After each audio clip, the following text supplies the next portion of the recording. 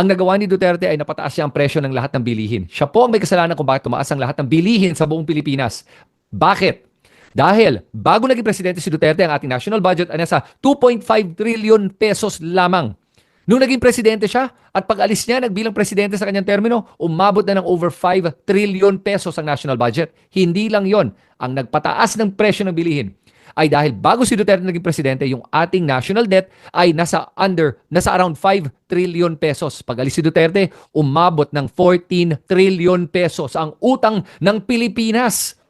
Yan po, ang pag-uutang ng ganyang kalaki, ang rason kung bakit tumataas ang presyo ng lahat ng bilihin din sa Pilipinas. Siya po ang may kasalanan kaya naghihirap kayo ngayon at mahal na ang lahat ng bilihin. Oh, yan ang ginawa niya.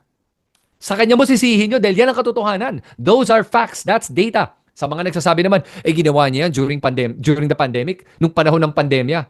Okay, debunk natin to ngayon na para sa kaalaman nyo. Pwede nyo gamitin to, snippet nyo tong video na to para ikalat yung gusto nyo. Nung panahon ng pandemya, umutang siya ng about 2 trillion pesos. Sorry, excuse me, hindi 2 trillion. Nung 2022, 2023, umabot pala ng 5 trillion pesos. Okay? Yung mga 2 taon yon, inutang niya around 5.4 trillion pesos if I'm not mistaken. Alam mo ba magkano lang ginastos niya doon para sa pandemya? 540 billion pesos. 1/10 nung sa inutang niya. Oh, asa nagpunta yung ibang pera na yun na inutang niya? Ha?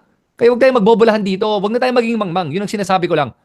Kaya pag may nagsasabi sa inyo na, maganda yung panahon during the time of Duterte, umutang siya para sa atin. Hindi, umutang siya para sa kanya at sa kanyang mga cronies.